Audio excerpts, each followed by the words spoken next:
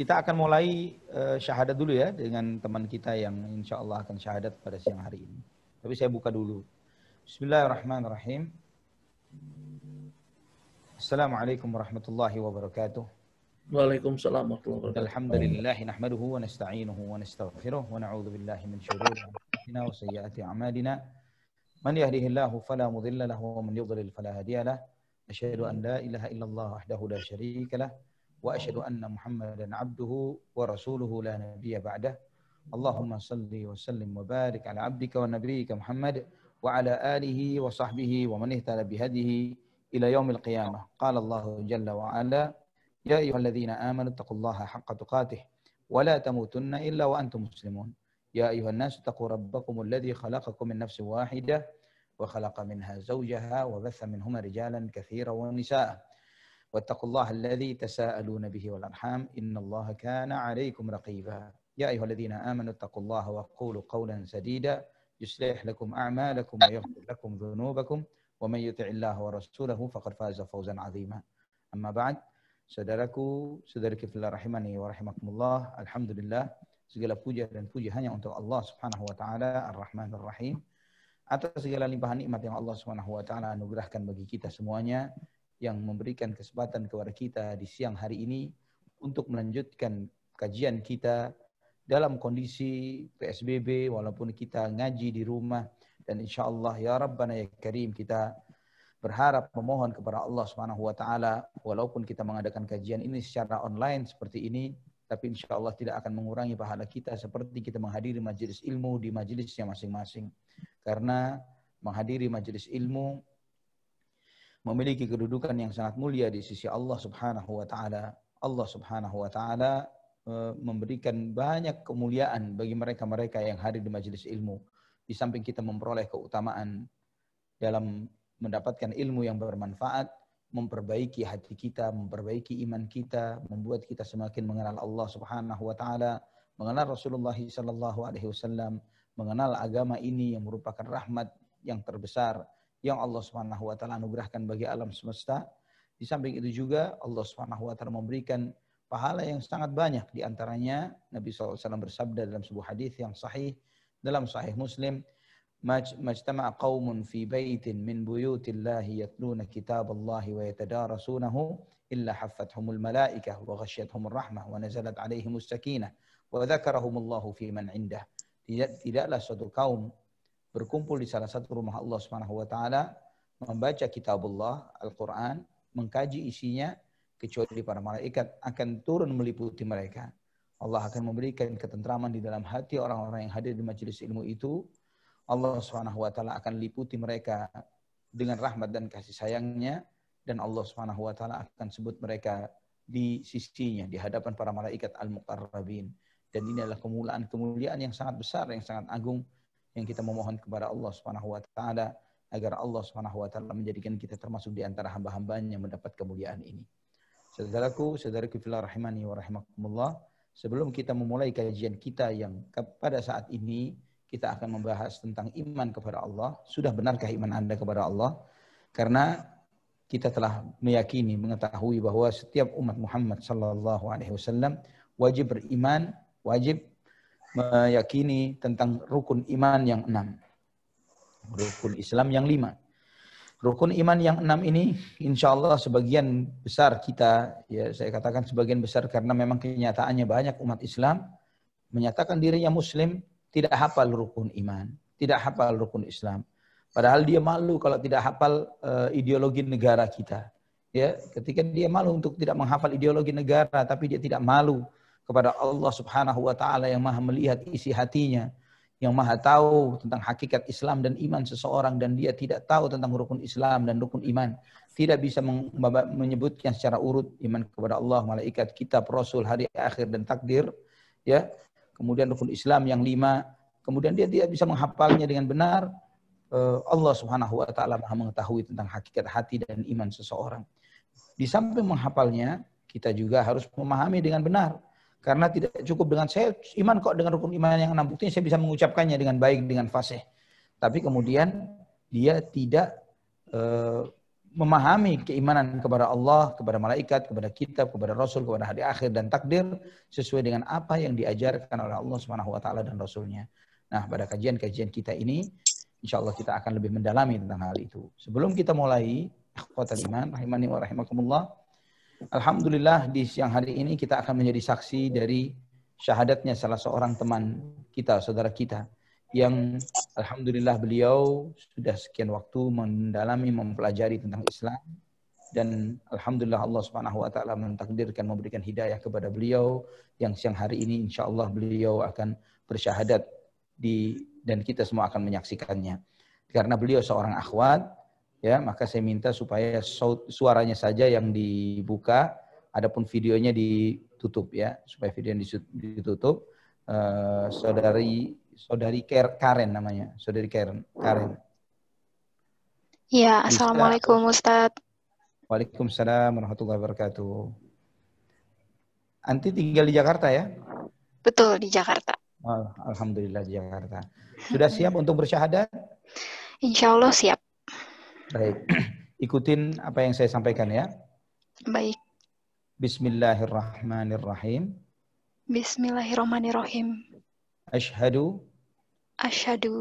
an la ilaha illallah wa asyhadu anna Muhammadan Rasulullah. Dengan nama Allah yang Maha Pengasih dan Penyayang, aku bersaksi bahwa tidak ada Tuhan yang berhak disembah kecuali Allah, dan aku bersaksi bahwa Nabi Muhammad adalah utusan Allah. Alhamdulillah. Alhamdulillah. Anda sekarang seorang muslimah.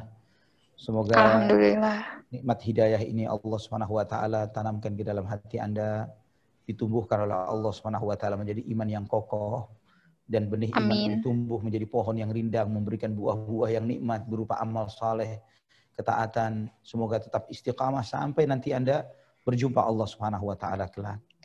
Amin. Ya rabbal alamin. Saat ini tinggal di mana? Di Jakarta Timur. Oh, alhamdulillah. Nah, kajian kita pada kesempatan ini kita membahas tentang sudah benarkah iman Anda kepada Allah. Semoga Ukhti Karen bisa menyimak kajian ini supaya lebih memantapkan keyakinan kita. Subhanallah, bertepatan dengan pembahasan kita dengan tema yang sangat penting ini, yaitu bagaimana kita beriman kepada Allah Subhanahu wa taala. Iya. Ustadz, saya boleh menanyakan sesuatu? Boleh, silahkan. Iya. Mengenai keinginan saya untuk berpindah keyakinan ini, berulang kali orang tua saya memberikan ayat-ayat mengenai penghormatan terhadap orang tua, hormatilah ayahmu dan ibumu, seperti itu. Apa hukum Islam mengenai hal ini? Apakah kita akan durhaka jika menentang orang tua? Dan bagaimana baiknya kita menyampaikan pada orang tua agar mereka tidak sakit hati meskipun kita tidak menuruti mereka? Baik. Itu aja Ustadz. Masya Allah, barakallahu fiik. Islam menempatkan orang tua ini di tempat yang sangat luhur dan mulia. Alhamdulillah. Islam menjadikan hak orang tua adalah hak terbesar setelah haknya Allah Subhanahu wa taala. Sehingga di dalam Al-Qur'an, di dalam surat Luqman, Allah Subhanahu wa taala berfirman, "Wasainal insana liwalidayhi husna. Hamalathu ummuhu wahnan ala wahnin wa fisaluhu fi 'amin. An ishkurli wa liwalidayk ilayyal masir." Kami wasiatkan kepada setiap manusia untuk berbuat baik kepada kedua orang tuanya. Ibunya telah mengandungnya lemah di atas kelemahan dan kemudian menyusuinya dan menyapihnya selama 2 tahun. Maka bersyukurlah kepadaku dan berterima kasihlah kepadaku, kata Allah, dan kemudian berterima kasihlah kepada kedua orang tuamu.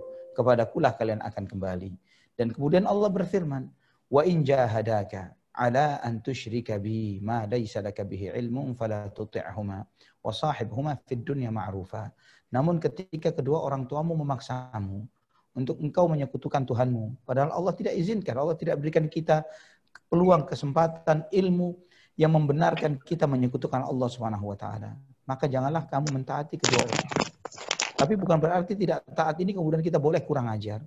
Tapi Allah tegaskan wasahibhuma fid dunya ma'rufa, dan pergaulilah kedua orang tuamu di dunia dengan sebaik-baiknya, dengan cara yang ma'ruf. Subhanallah, Islam mengajarkan kepada kita bahwa beda keyakinan, beda akidah antara seorang anak dengan ayah ibunya bukan membuat seorang anak itu boleh berdurhaka kepada kedua orang tua, baik dengan tutur kata, baik dengan sikap dan yang lain sebagainya. Bahkan saya berharap kepada Anda, saudari Karen, supaya dengan Islamnya Anda saat ini membuat hubungan Anda kepada orang tua menjadi jauh lebih baik. Tunjukkan bakti Anda sebagai bakti kepada orang tua ini yang kemarin-kemarin mungkin hanya hubungan orang tua dengan anak saja, tapi pada kesempatan ini insya Allah Anda melakukannya karena Allah Subhanahu wa taala. Allah yang perintahkan wasahibhuma fid dunya ma'rufa. Pergaulilah keduanya di dunia ini dengan sebaik-baiknya. Ini adalah nilai yang sangat agung, ajaran yang sangat mulia, dan disampaikan oleh Allah Subhanahu wa taala di dalam ayat-ayat Al-Qur'an ini kepada Nabi Muhammad sallallahu alaihi wasallam, dijalankan oleh para sahabat-sahabat beliau. Saya berikan sebuah contoh, sebuah kisah Sa'ad ibn Abi Waqqas, salah seorang sahabat Nabi radhiyallahu an, yang beliau ini ketika masuk Islam mendapatkan perlawanan dari ibunya, mendapatkan perlawanan yang sangat dari ibunya. Sedangkan Sa'ad ini dikenal sebagai anak yang sangat bakti kepada kedua orang tuanya. Sampai-sampai ibunya bernazar, berniat mengatakan bahwa saya tidak akan makan dan minum sampai kamu keluar dari agama Muhammad, sampai kamu meninggalkan Islam. Dan ini membuat galau hati Sa'ad. Terlebih lagi sang ibu saya mengatakan nanti kamu akan dikenal sebagai seorang anak yang telah membunuh ibunya. Namun Sa'ad kemudian meminta pertolongan kepada Allah Subhanahu wa taala, bermusyawarah kepada Nabi sallallahu alaihi wasallam, dan tetap memantapkan keislaman dan keimanannya. Sampai kemudian ketika dia melihat ibunya begitu melemah, dia berkata kepada sang ibu, "Wahai ibuku, andai kata engkau memiliki 100 nyawa, yang kemudian satu demi satu nyawa itu keluar dari dirimu, dengan harapan aku keluar dari agama ini, aku tidak akan meninggalkan agama ini." Ya, dan tetap dia menunjukkan dengan bahasa yang santun, dengan baiknya, dengan taatnya kepada sang ibu.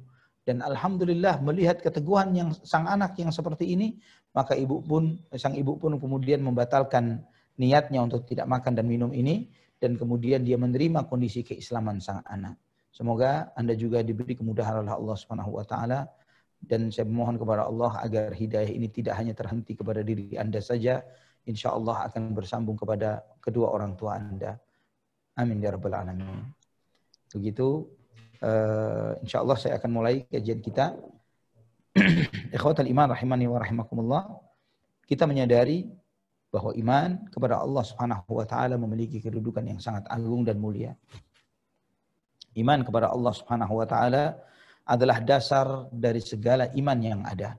Iman kepada Allah Subhanahu wa taala ini yang menjadi pondasi ya dari segala aktivitas perbuatan seseorang.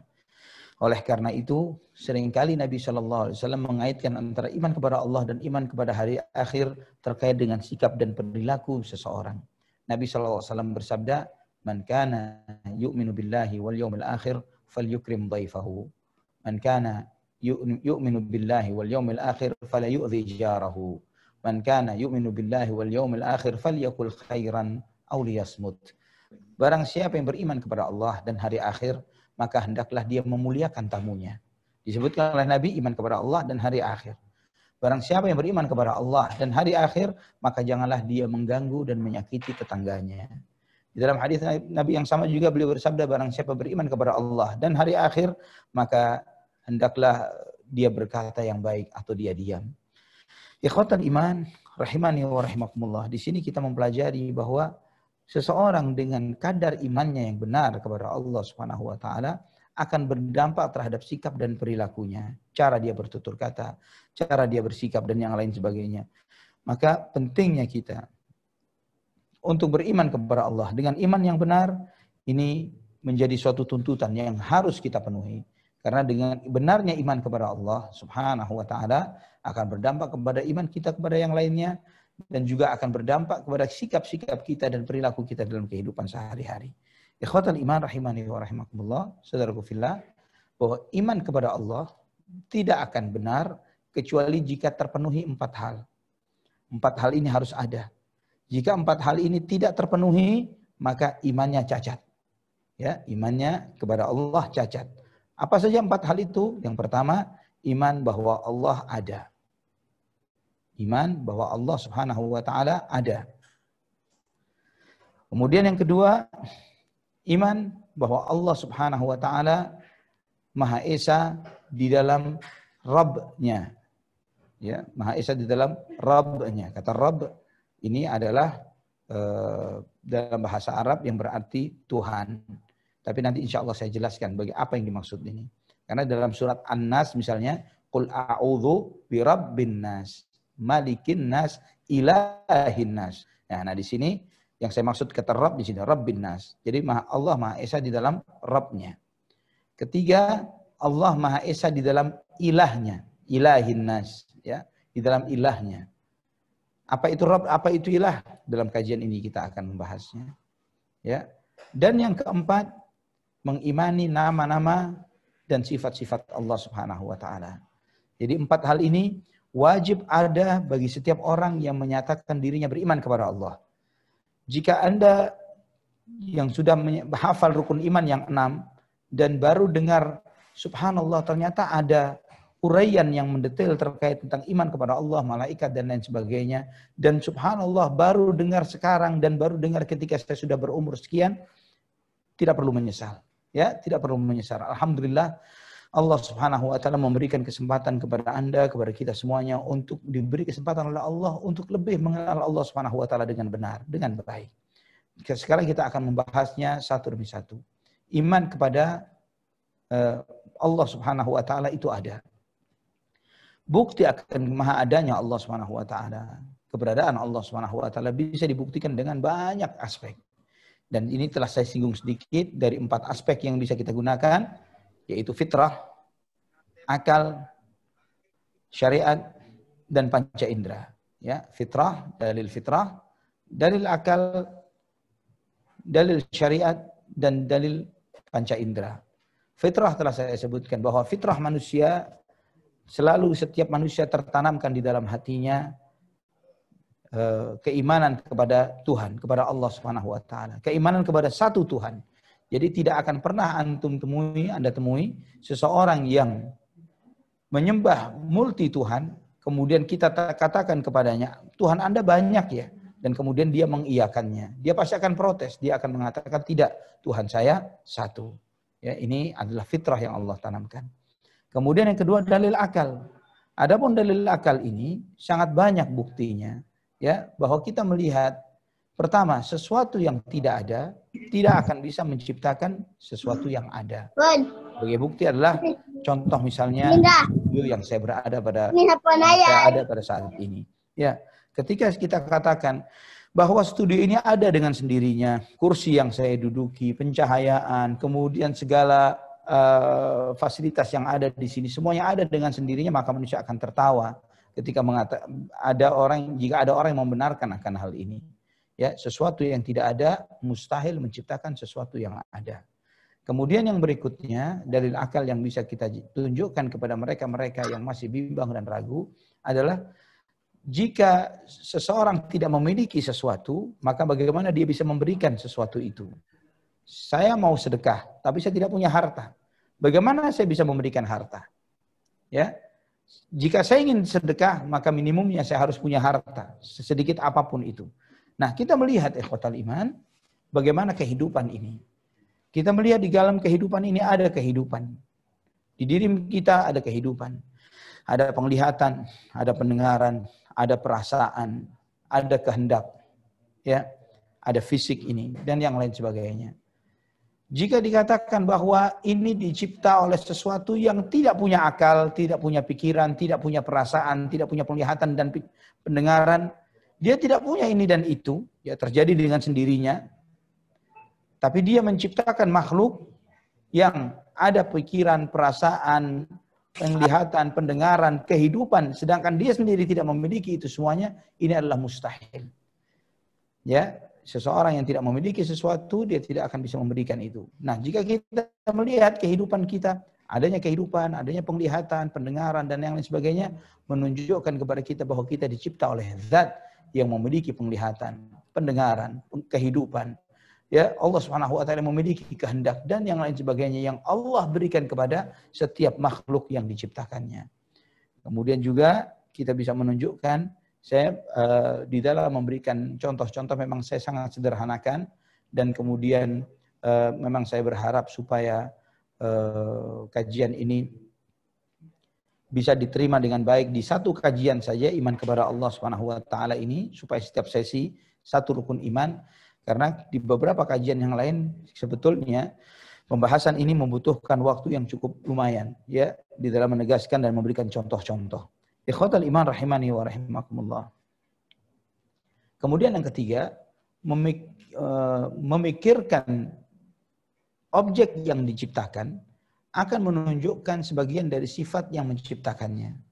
Ya, ketika kita memikirkan tentang kursi yang saya duduki ini misalnya, ya, walaupun kita tidak kenal dengan siapa yang menciptakan kursi ini, ya Pak siapa atau Bu siapa di pabrik mana kita nggak kenal, tapi kita tahu bahwa dia ini ahli di dalam merangkai kursi ini, dia memiliki kain, dia memiliki busa, dia memiliki kemampuan untuk memberikan warna yang bercorak dan bagus, dia memiliki segala hal yang dibutuhkan untuk membuat sebuah kursi. Ya, walaupun kita tidak melihat ketika dia memproduksi kursi ini. Demikian pula ketika kita memikirkan tentang makhluk ciptaannya, kita diri kita sendiri misalnya. Allah Subhanahu wa taala mengingatkan wa fi anfusikum afala tubsirun.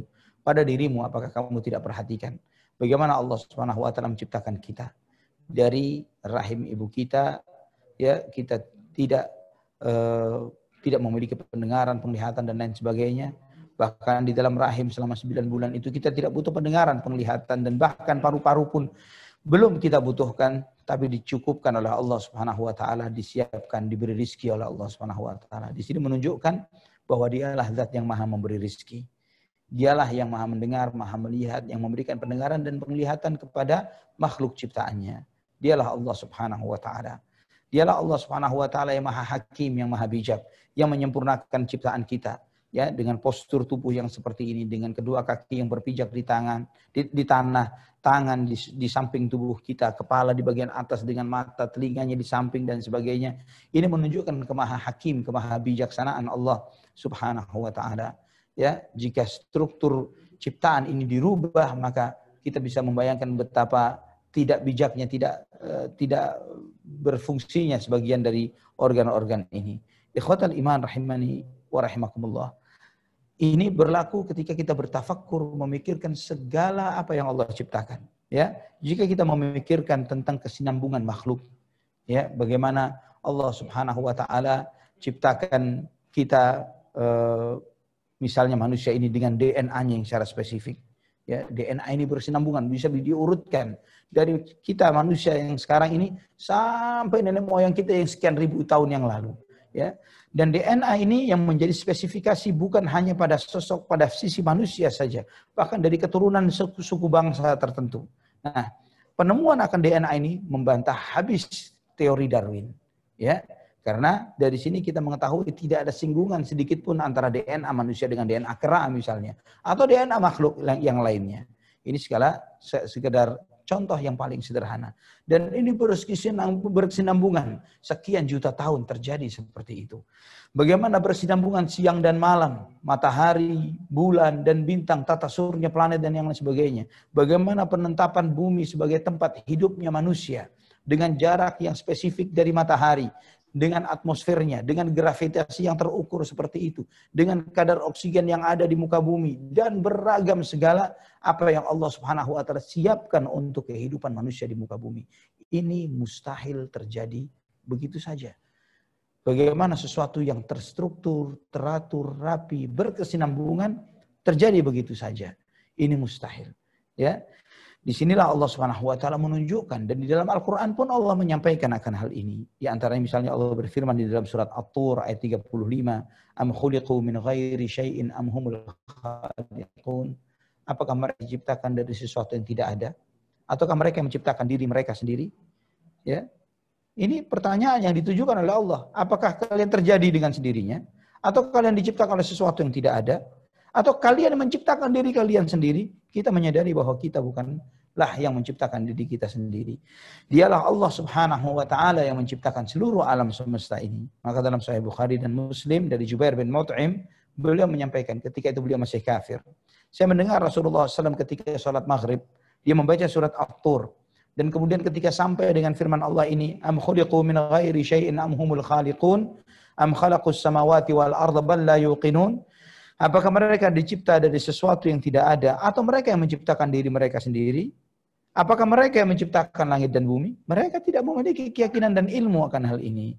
Kata Jubair bin Mut'im radhiyallahu an, kada qalbi an yatir, hampir jantungku copot ketika mendengar akan ayat ini.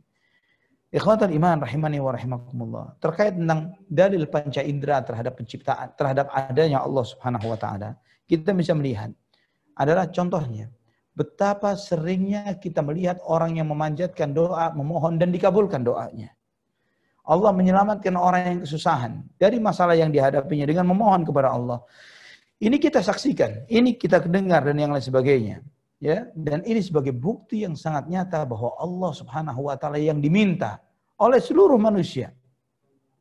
Yang diminta oleh seluruh makhluk. Bukan hanya manusia. Semua makhluk memohon kepada Allah Subhanahu wa taala. Karena sebagaimana Allah menegaskan Allahus Samad. Allah Subhanahu wa taala adalah As-Samad. Dialah puncak dari segala sesuatu. Dialah yang segala sesuatu membutuhkannya, dan dia tidak butuh terhadap apapun dan siapapun di muka bumi ini. Mulai makhluk yang paling besar, yaitu arsy-Nya Allah Subhanahu wa taala, sampai makhluk yang paling kecil yang Allah ciptakan. Makhluk satu sel, atom, atau mungkin ada makhluk lain yang tidak diketahui oleh manusia yang lebih kecil dari atom yang diciptakan oleh Allah Subhanahu wa taala, semuanya butuh kepada Allah Subhanahu wa taala. Dan ini mengajarkan kepada kita ikhwatul iman bahwa dengan apa yang kita lihat dikabulkannya doa si fulan, si ini, itu dan yang sebagainya, dia memanjat kepada siapa? Jika dia tidak melihat, jika dia tidak meyakini bahwa Allah Subhanahu wa taala itu ada. Kemudian juga kita menyaksikan juga mukjizat para nabi, mukjizat para rasul. Contoh yang paling sederhana, Al-Quran. Al-Quranul Karim. Bagaimana sebuah kitab 1400 tahun terjaga keutuhannya. Tidak ada penambahan, tidak ada pengurangan. Dijaga rapi. Anda yang membaca Al-Fatihah dan hafal surat Al-Fatihah, sholat di masjid manapun di muka bumi membaca Al-Fatihah sama. Ya, berbeda dengan di luar Islam. Ya, dia harus mengikuti atau masuk ke salah satu pemahaman keyakinan aliran yang sesuai dengan alirannya. Karena dia akan menemui corak dan ragam ibadah yang berbeda ketika dia masuk ke tempat ibadah yang berbeda. Ya, walaupun di agama yang sama, sekte yang berbeda, dia akan mendapatkan cara beribadah yang berbeda. Namun Islam, Anda sholat di masjid manapun di muka bumi, silakan baca surat Al-Fatihah, semuanya sama. Al-Quran. Kemudian surat Al-Fatihah sendiri. Berapa lama Anda sudah menghafal surat Al-Fatihah? Rata-rata kita menghafal Al-Fatihah dari sejak kecil. Dan jika setiap muslim ditanya, berapa kali sehari mereka membaca surat Al-Fatihah? Minimumnya 17 kali. 17 rakaat dalam sholat 5 waktu. Minimum 17 kali. Pertanyaan selanjutnya, pernahkah kita merasa bosan di dalam membaca surat Al-Fatihah? Pernah bosan? 17 kali per hari. Jika ini bukan dari Allah Subhanahu wa taala, kita sudah bosan dari sejak dahulu kala. Misalnya, Anda yang menyukai satu nyanyian dan musik, coba dengarkan nyanyian dan musik itu sehari 17 kali. Lagu yang sama. Berapa hari bertahan? Ya. Namun Al-Fatihah 17 kali per hari kita membaca dan mengulang-ulangnya. Jika kita bicara sholat wajib saja. Namun jika ditambah dengan sholat-sholat sunnah dan yang lainnya, bisa puluhan kali. Dan kita tidak pernah merasa bosan. Apakah ini tidak cukup sebagai bukti bahwa ini datangnya bukan dari Muhammad SAW saja? Bukan buatan Muhammad SAW, tapi ini wahyu yang Allah wahyukan kepada beliau. Karena ini bukan buatan, bukan hasil tangan manusia. Tapi adalah firman Allah Subhanahu wa ta'ala Rabbul Alamin. Ikhwatal iman rahimani wa rahimakumullah.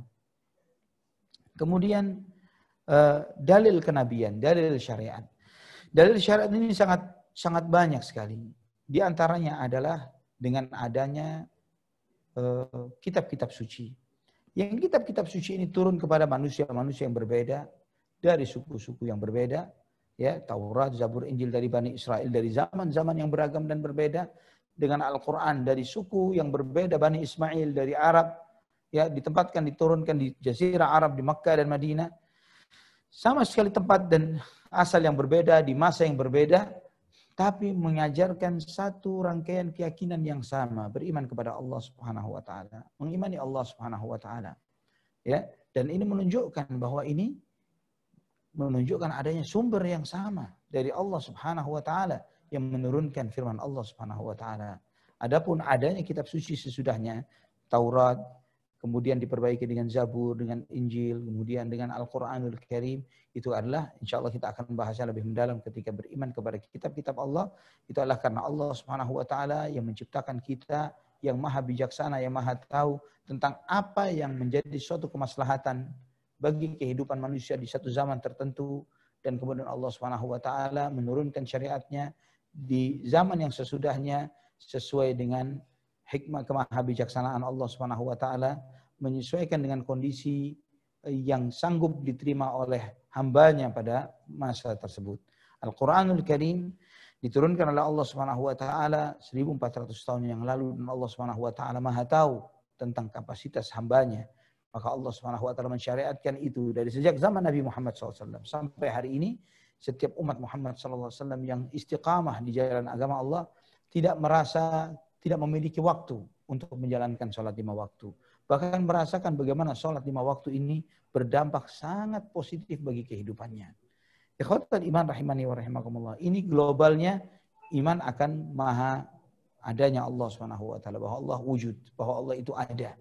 Ya, saya jelaskan dengan sangat sederhana, dengan global, dengan menyederhanakan juga dengan contoh-contohnya, karena saya beberapa waktu yang lalu sebelum pandemi ini, pembahasan tentang tema ini saya bahas dengan kajian yang berseri supaya kita semakin melek dan melihat ternyata memang Allah Subhanahu wa taala Maha Kuasa, Allah Maha Benar, Allah Subhanahu wa taala lah yang menciptakan langit dan bumi dan yang seterusnya. Kemudian iman yang kedua, mengimani, ya, yang kedua bagian dari iman kepada Allah, yaitu mengimani bahwa Allah Subhanahu wa taala Maha Esa di dalam Rabb-nya. Ya, kata Rabb jadi kata qul a'udzu birabbin nas, ya. Kemudian alhamdulillahi rabbil alamin. Itu dari kata Rabb itu. Yang kata Rabb dan ilah, ya, Rabb dan ilah di dalam bahasa Indonesia seringkali diartikan dengan Tuhan. Padahal kita tahu dua kata ini penyebutannya berbeda. Satu disebut Rabb, satu disebut ilah. Ya, berbeda. Tapi ketika kita mengartikan, coba artikan. Apa arti alhamdulillahi rabbil alamin? Segala puji bagi Allah, Tuhan alam semesta.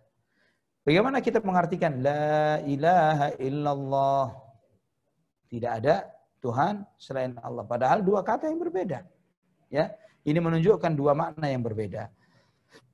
Nah, di kajian ini insya Allah kita akan membahas perbedaan makna dari kata Rabb dan ilah. Rabb yaitu meyakini bahwa Allah Subhanahu wa taala satu-satunya yang mencipta, satu-satunya yang memberi rizki, satu-satunya yang mencipta alam semesta dan mengatur alam semesta. Ini kata Rabb. Allah mencipta, mengatur dan memiliki. Ini arti kata Rabb. Ya, satu-satunya yang mencipta siapa? Allah. Satu-satunya yang mengatur siapa? Allah.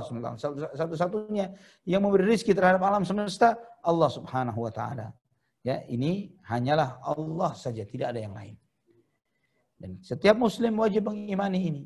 Tidak boleh dia meyakini bahwa ada pencipta lain selain Allah, pengatur alam semesta selain Allah, pemberi rezeki lain selain Allah Subhanahu wa taala. Allah Subhanahu wa taala berfirman dalam surat Al-A'raf ayat 54, "Ala lahul khalqu wal amr, tabarakallahu rabbul alamin." Ketahuilah milik Allah lah hak di dalam mencipta dan memerintah. Maha berkah Allah Subhanahu wa taala, Rabb yang mencipta seluruh langit dan bumi, yang menciptakan seluruh alam semesta. Surat Al-Baqarah ayat 29, Allah berfirman, "Huwallazi khalaqa lakum ma fil ardi jami'a." Dialah Allah Subhanahu wa taala yang menciptakan untuk kalian segala sesuatu yang ada di muka bumi. Ya.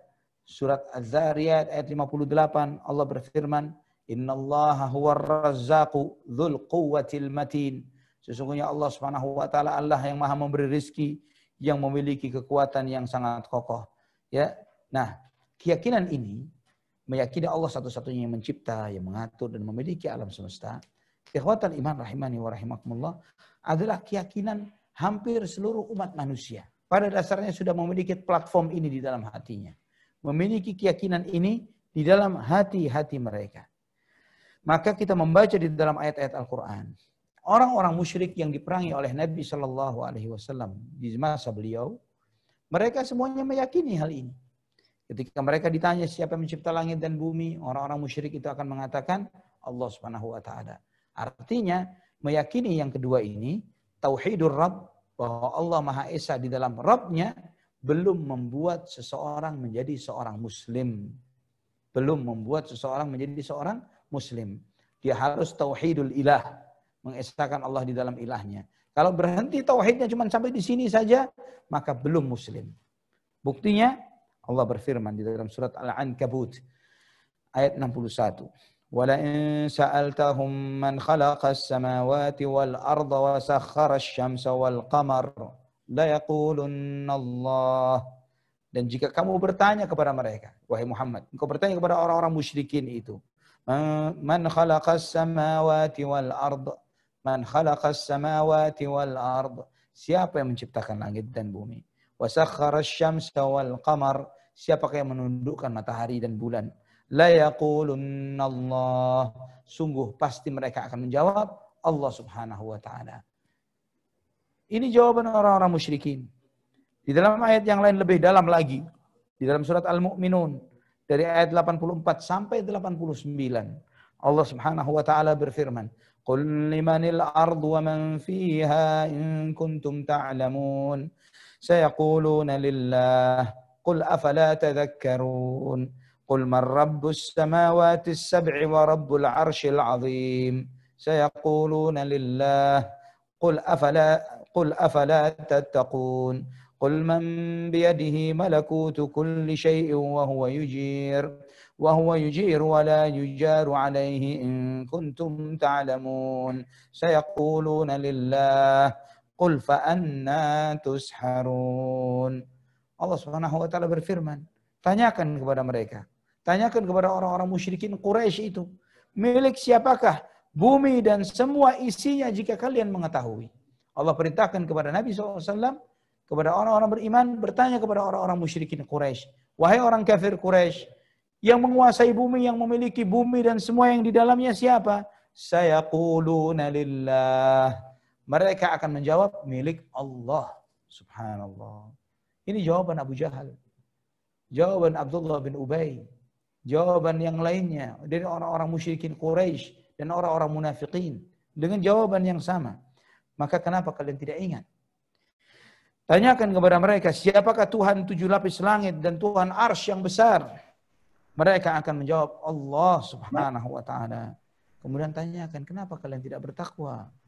Tanyakan kepada mereka, siapakah yang di tangannya kekuasaan segala sesuatu, dan dia yang maha melindungi dan tidak ada yang bisa melindungi dirinya dari Allah Subhanahu wa taala. Jika kalian mengetahui, maka mereka akan menjawab Allah. Tanyalah, kenapa kalian, bagaimana kalian bisa tersihir, bisa terpalingkan dari ini? Ikhwatal iman rahimani wa rahimakumullah. Apa yang Allah Subhanahu wa taala sampaikan di dalam ayat-ayat ini menunjukkan bahwa Allah Subhanahu wa taala menyampaikan kepada kita tentang pengakuan orang-orang kafir Quraisy. Pengakuan orang-orang kafir itu mereka mengakui, tapi pengakuan itu bukan berarti mereka sampai ke dalam level ma'rifah, mengenal Allah Subhanahu wa taala. Belum sampai kepada level ma'rifah, karena ma'rifah itu buah dari ilmu. Yang ilmu itu akan membawa dia kepada apa? Kepada cinta kepada Allah Subhanahu wa taala. Tauhid rububiyah ikhwatal iman. Ya.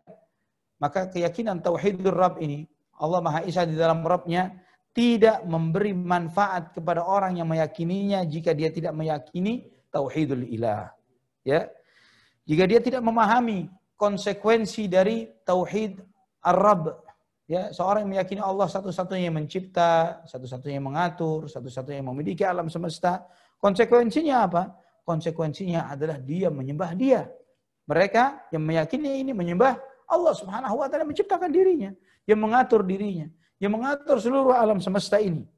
Ya, itulah basirah, itulah ilmu, itulah ma'rifah. Ketika seorang menyadari benar, jika kita berpikir dan merenung, ternyata alam semesta ini tidak tercipta dengan sendirinya. Artinya otomatis yang menciptakan aku, tidaklah dia menciptakan aku karena sesuatu hal yang sia-sia yang tidak ada tujuan dan manfaatnya. Di samping itu juga Allah Subhanahu wa taala menuntut kita untuk tunduk beribadah kepada Allah Subhanahu wa taala. Maka oleh karena itulah Allah Subhanahu wa taala menegaskan yang paling takut kepadanya, yang paling dalam mengenal Allah Subhanahu wa taala, para ulama. Di dalam surat Fatir ayat 28 Allah berfirman, "Innama yakhsyallaha min ibadihil ulama." Sesungguhnya yang paling takut kepada Allah di antara hamba-hambanya para ulama, yang paling takut kepada Allah Subhanahu wa taala. Karena mereka ini orang-orang yang kenal Allah Subhanahu wa taala. Ya.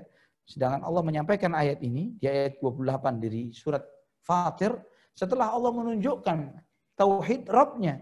Setelah Allah menunjukkan dialah yang mengatur, yang memiliki dan menguasai alam semesta ini. Di ayat ke-27-nya Allah berfirman, "Alam tara anna Allah anzala minas sama'i ma'an fa akhrajna bihi thamaratin mukhtalifan alwanuha." Apa tidak kamu perhatikan? Bukankah sesungguhnya Allah Subhanahu wa taala dialah yang menurunkan dari langit air dan kami menumbuhkan darinya buah-buahan yang berupa-rupa warnanya? Subhanallah ikhwatal iman, air yang sama yang Allah Subhanahu wa taala turunkan menumbuhkan beragam buah-buahan dengan rupa dan rasa yang berbeda-beda satu dengan yang lainnya. Tidak lain ini karena ciptaan dari Al-Azizul Hakim yang maha mulia dan maha bijaksana. Ikhwatal iman rahimani wa rahimakumullah. Dan seseorang tidak akan bisa menjadi seorang hamba Allah yang beribadah dengan ibadah yang benar kecuali ketika dia mengenal tauhid Rabb ini dengan sebenar-benarnya. Ya, karena Allah Subhanahu wa taala di dalam Al-Qur'an ketika menjelaskan dia Maha Esa, ketika menjelaskan Allah adalah satu-satunya, Allah Subhanahu wa taala selalu menegaskan di awal dan di akhir bahwa dialah yang satu-satunya mengatur seluruh alam semesta. Contoh misalnya dalam surat Al-Baqarah ayat 27. Allah berfirman, "Ya ayyuhan nasu u'budu rabbakumul ladzi khalaqakum walladzina min qablikum la'allakum tattaqun." Wahai orang-orang beriman, sembahlah Tuhan kalian. Siapa yang harusnya kalian sembah? Yang telah menciptakan kalian dan menciptakan nenek moyang kalian agar kalian bertakwa. Alladzi ja'ala lakumul arda firasyan was samaa'a binaa'a wa anzala minas samaa'i maa'an fa akhraja bihi minats thamarati rizqan lakum fala taj'alu lillahi andadan wa antum ta'lamun. Itulah dialah Allah yang menjadikan bagi kalian bumi sebagai hamparan, langit sebagai naungan, yang menurunkan dari langit air hujan dan menumbuhkan buah-buahan. Itu yang Allah tunjukkan. Maka janganlah kalian menjadikan tandingan-tandingan bagi Allah sedangkan kalian menyadarinya. Allah Subhanahu wa taala menunjukkan dengan tauhidur Rabb ini akan kebenaran tauhidul ilah. Allah menunjukkan dengan tauhidur Rabb, yaitu Allah satu-satunya yang mencipta, mengatur dan memiliki alam semesta, akan kebenaran tauhidul ilah, yaitu Allah Subhanahu wa taala satu-satunya yang berhak untuk disembah dan diibadahi. Contoh yang lainnya dalam surat Thaha dari ayat 1 sampai beberapa ayat berikutnya Allah berfirman, "Thaha ma anzalna 'alaikal qur'ana litashqa illa tadhkiratan liman yakhsha tanzilan mimman khalaqal arda was samawati al-'ula." Dan seterusnya sampai di ayat yang ke-8 Allah berfirman, "Allahu la ilaha illahu lahul asmaul husna." Setelah Allah menunjukkan dia menciptakan langit, menciptakan bumi, menciptakan ini dan itu, kemudian Allah menunjukkan dialah Allah Subhanahu wa taala, tiada yang berhak disembah kecuali dia, miliknya lah nama-nama yang baik. Inilah ikhwatal iman, ketika seseorang bukan hanya mengakui Allah satu-satunya mencipta, mengatur dan memiliki alam semesta, tapi sadar dengan hatinya. Yang sadar itu membuahkan ketundukan dan beribadah hanya kepada Allah saja. Itulah yang akan memberikan manfaat kepada orang yang meyakini tauhidur Rabb. Ingat, ketika kita dikubur, kita akan ditanya dengan 3 perkara. Apa saja? Man rabbuk? Siapa Tuhanmu? Wa man nabiyyuk? Siapa nabimu? Wa ma dinu? Apa agamamu? Kita akan ditanya 3 hal ini. Dan kita tidak akan bisa menjawabnya kecuali dengan pertolongan Allah Subhanahu wa taala dan hidayahnya. Ini tauhid ar-Rabb. Ada yang ketiga, ada tauhidul ilah. Yaitu Allah Subhanahu wa taala satu-satunya yang berhak disembah. Dan tauhidul ilah inilah inti dari penciptaan. Inti dari hikmah kenapa Allah menciptakan langit dan bumi. Kenapa Allah Subhanahu wa taala menciptakan kita? Kenapa Allah menciptakan Anda dan yang lain sebagainya? Adalah karena tauhidul ilah. Karena la ilaha illallah. Karena la ilaha illallah. Karena itu Allah berfirman dalam surat Az-Zariyat ayat 56, "Wa ma khalaqatul jinna wal insa illa liya'budun." Tidaklah aku ciptakan jin dan manusia kecuali untuk beribadah kepadaku. Ya. Maksudnya ibadah ini hanya kepada Allah saja. Ibnu Abbas mengartikan illa liyuwahhidun, untuk mentauhidkan aku hanya kepada Allah Subhanahu wa taala semata. Allah Subhanahu wa taala menegaskan dialah satu-satunya yang berhak untuk disembah dan diibadahi. Ikhwatal iman rahimani wa rahimakumullah. Itulah yang Allah minta dari kita, yang Allah tuntut dari kita, yaitu menghambakan diri kita kepada Allah Subhanahu wa taala. Ya, dan ini adalah buah dari dua fitrah yang telah Allah tanamkan di dalam setiap hati kita, yaitu pengagungan terhadap Allah Subhanahu wa taala dan pengakuan akan kemahabaikan Allah Subhanahu wa taala. Pertama mengagungkan Allah, dan yang kedua adalah pengakuan akan kemahabaikan Allah Subhanahu wa taala. Karena ketika kita melihat dalam diri kita, ya, ketika Allah perintahkan untuk memperhatikan wa fi anfusikum afala tubsirun, dalam dirimu apakah tidak kamu perhatikan bagaimana kumpulan sistem yang terkumpul dalam tubuh kita, sistem kulit, sistem darah, sistem syaraf, sistem tulang, ya, sistem pencernaan, sistem pernafasan, manca indera dan lain sebagainya. Kumpulan ini dengan sangat mendetailnya. Ya, ini akan melahirkan kepada kita pengakuan bahwa ini adalah nikmat Allah Subhanahu wa taala. Bahwa nikmat ini datangnya dari Allah Subhanahu wa taala.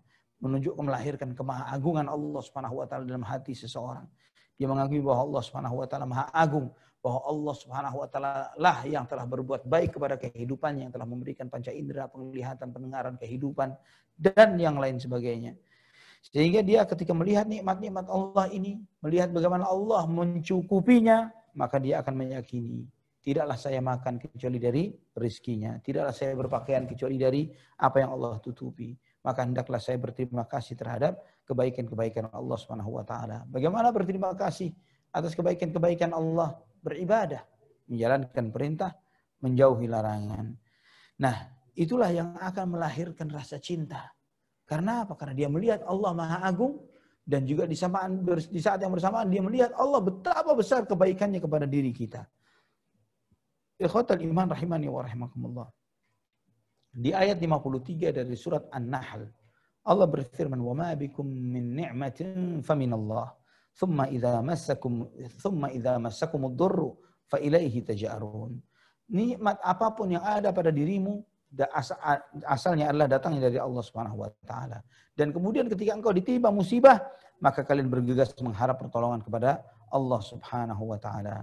Inilah ikhwatan iman rahimani wa rahimakumullah, bagaimana Nabi sallallahu alaihi wasallam diberi wahyu oleh Allah Subhanahu wa taala, dan bagaimana Rasulullah sallallahu alaihi wasallam mengajarkan kepada para sahabatnya tentang tauhid ini, bagaimana menegaskan tauhidul ilah dengan tauhidul rabb. Menegaskan tauhidul ilah, yaitu kita beribadah hanya kepada Allah, dengan Allah Maha Esa di dalam penciptaan, pengatur dan memiliki alam semesta. Antum kita membaca ayat atau surat, bagian dari surat pertama yang diterima oleh Nabi, ya, wahyu yang pertama kali diterima oleh beliau. Allah berfirman, "Iqra bismi rabbikal ladzi khalaq, khalaqal insana min 'alaq, iqra wa rabbukal akram, alladzi 'allama bil qalam, 'allamal insana ma lam ya'lam." Allah Subhanahu wa taala memerintahkan, bacalah dengan nama Tuhanmu yang telah mencipta. Bacalah dengan yang telah menciptakan manusia dari segumpal darah, ya, sampai allamal insana ma lam ya'lam. Dialah Allah yang telah mengajari manusia apa yang mereka tidak ketahui. Ikhwatal iman rahimani wa rahimakumullah, juga ketika Allah mengutus Nabi kita Muhammad sallallahu alaihi wasallam untuk menyampaikan risalahnya, Bagaimana Nabi menyampaikannya sesuai perintah Allah di awal surat Al-Muddathir. Ya ayyuhal muddathir, qum fa'anzir, wa rabbaka fakabbir. Ya, wahai orang yang berselimut, bangun, berilah peringatan. Wa rabbaka fakabbir, Tuhanmu maka sucikan dan agungkanlah, besarkanlah Allah Subhanahu wa taala. Inilah yang dimaksud dengan tauhidul ilah atau tauhidul ibadah. Inilah makna dan hikmah dari firman Allah yang selalu kita ulang-ulang kita baca, iyyaka na'budu wa iyyaka nasta'in. Hanya kepadamu ya Allah kami beribadah, hanya kepadamu ya Allah kami memohon pertolongan. Ibadah hanya milik Allah. Memohon pertolongan hanya kepada Allah Subhanahu wa taala, tidak boleh, jangan kepada yang lain. Ya, dan ketika ada sebagian kaum muslimin yang masih terjerumus ke dalam memohon kepada selain Allah, beribadah kepada selain Allah, meminta kepada selain Allah, bernazar kepada selain Allah, menyembelih hewan kurban kepada selain Allah, ini semuanya adalah perbuatan syirik. Ya, walaupun dilakukan oleh sebagian kaum muslimin dan ancamannya sangat berat. Ketika seseorang memalingkan ibadah yang semestinya ditujukan kepada Allah, dia tujukan kepada selain Allah, maka dia telah melakukan salah satu dosa yang merupakan pembatal syahadat. Dia telah melakukan salah satu dosa yang merupakan pembatal syahadat. Wal'iyadzubillah. Kemudian yang berikutnya, yang keempat, yaitu meyakini, ya, beriman bahwa nama-nama Allah Subhanahu wa taala memiliki nama-nama yang baik dan sifat-sifat yang agung dan mulia. Allah berfirman dalam surat Al-A'raf ayat 180, "Walillahil asmaul husna fad'uuhu biha وَذَرُوا الَّذِينَ يُلْحِدُونَ فِي أَسْمَائِهِ سَيُجْزَوْنَ مَا كَانُوا يَعْمَلُونَ." Allah Subhanahu wa taala yang memiliki nama-nama yang baik, maka berdoalah kalian dengan menyebutkan nama-nama yang baik itu. Dan tinggalkanlah orang-orang yang menyelisih, yang menyimpang di dalam menyebutkan nama-nama Allah, mereka akan dibalas sesuai dengan apa yang mereka perbuat. Nama-nama Allah semuanya baik. Sifat-sifat Allah semuanya mulia. Setiap nama mengandung satu atau lebih sifat.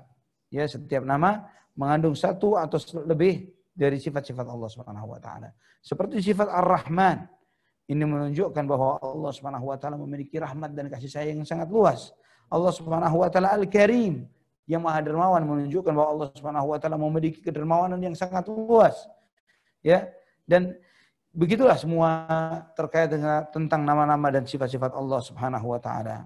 Dan ini mengajarkan kepada kita apa? Mengajarkan kepada kita untuk menetapkan semua yang Allah Subhanahu wa taala tetapkan untuk zatnya. Tidak perlu kita, enggak logis, enggak masuk akal, tidak bisa diterima oleh hati, akal dan hati nurani. Karena memang sifat Allah tidak bisa dicerna oleh akal. Ya, sifat Allah tidak bisa dicerna oleh akal. Sifat Allah Subhanahu wa taala maha sempurna. Bagaimana akal bisa mencoba memahaminya? Ya, sedangkan sebagian makhluknya saja akal tidak bisa mencerna terkait tentang hal itu. Sebagai contoh misalnya ruh yang ada dalam diri kita. Allah Subhanahu wa taala misalnya dalam awal surat Fatir, Allah Subhanahu wa taala menyebutkan bahwa Allah Subhanahu wa taala menciptakan malaikat uli ajnihatin mathna wa thulatha wa ruba'. Bahwa Allah Subhanahu wa taala menciptakan malaikat yang di antara malaikat itu ada yang memiliki 2 sayap, ada yang memiliki 3 sayap dan ada yang memiliki 4 sayap. Ya, Allah sebutkan ini. Ada malaikat sayapnya berapa? 2. Ada yang 3, ada yang 4. Coba ketika orang yang suka bermain dengan logika dan menyerupakan sifat Allah dengan makhluknya, tanyakan kepada mereka. Coba gambarkan kepada saya satu malaikat dengan 3 sayap. Bisakah? Dia tidak akan bisa. Ini makhluk. Konteksnya makhluk. Apalagi Khaliq Rabbul Alamin. Maka ketika kita menetapkan salah satu nama dan sifat bagi Allah. Misalnya Allah berfirman dalam surat Taha ayat 5. Ar-Rahmanu 'alal 'arsy istawa. Allah Subhanahu wa taala yang Maha Pengasih bersemayam di atas arsy, maka kita wajib beriman dengan itu dan tidak boleh menyerupakannya dengan sesuatu pun dari makhluknya. Ya, kata kuncinya adalah firman Allah Subhanahu wa taala di dalam surat Asy-Syura ayat 11. Surat Asy-Syura ayat 11. Allah berfirman, "Laisa kamitslihi syai'un wa huwas samiul basir."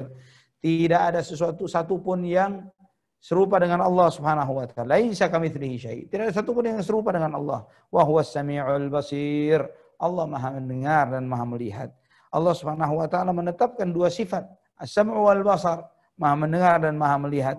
Ya.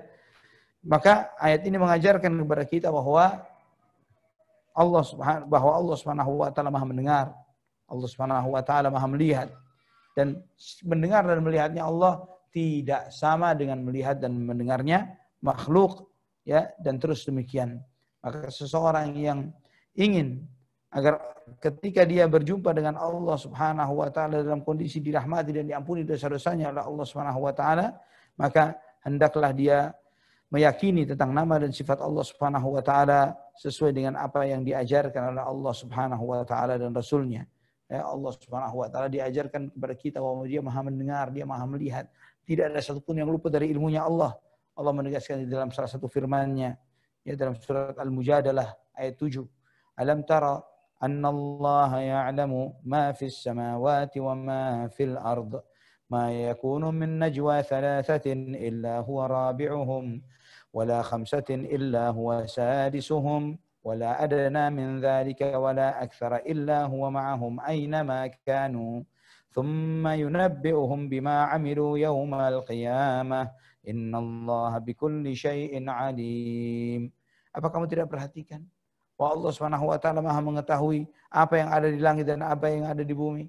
Tidaklah tiga orang yang sedang berbisik-bisik kecuali Allah lah yang keempat. Tidaklah yang 5 orang berbisik-bisik kecuali Allah lah yang keenam. Ya, tidaklah kurang dari itu atau lebih dari itu kecuali Allah Subhanahu wa taala bersama mereka selalu.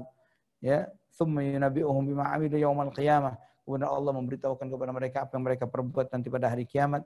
Innallaha bikulli syai'in 'alim. Allah Maha tahu akan segala sesuatu. Di sini mengajarkan kepada kita dasar fondasi di dalam iman kepada nama dan sifat Allah. Supaya kita tidak terjerumus ke dalam pemikiran-pemikiran yang sesat dan menyimpang, yang sampai menyerupakan Allah dengan makhluknya, atau kemudian menolak apa yang Allah telah tetapkan untuk zatnya dengan dalih supaya tidak serupa dan lain sebagainya. Dan ini adalah dalih yang tidak bisa dibenarkan. Wallahu a'lam bishawab. Dari sini ikhwatal iman kita belajar 4 perkara. Yang 4-4-nya ini adalah bagian yang dengannya iman kepada Allah menjadi benar. Jika kurang salah satunya cacat. Iman kepada wujudnya Allah, iman Allah Maha Esa di dalam Rabb-Nya, iman kepada Allah di dalam ilahnya, dan yang keempat adalah iman kepada nama-nama dan sifat-sifat Allah. Jika ada seseorang berbeda keyakinannya kepada Allah seperti apa yang telah disampaikan ini, maka bukanlah dia seorang muslim. Wallahu ta'ala a'la wa a'lam bishawab. Mungkin sampai di sini Ahmad atau yang lainnya, jika ada yang ingin ditanyakan dari materi yang telah disampaikan. Barakallahu fikum.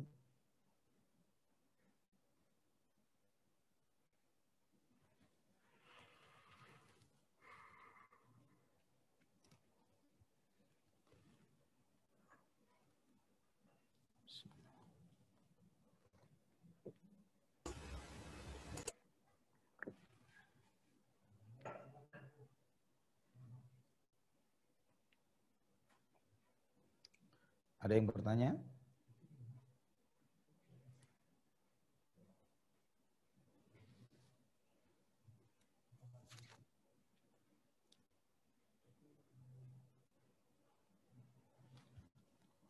Suara antum masih off, masih mute Ahmad.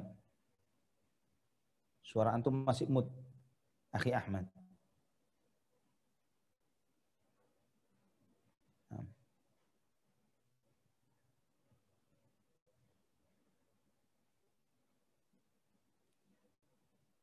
Suaranya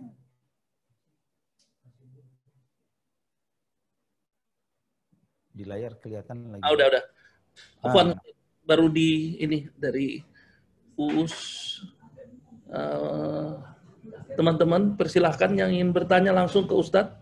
Tapi ini ada satu pertanyaan Ustadz, Anda bacakan dulu. Bismillah.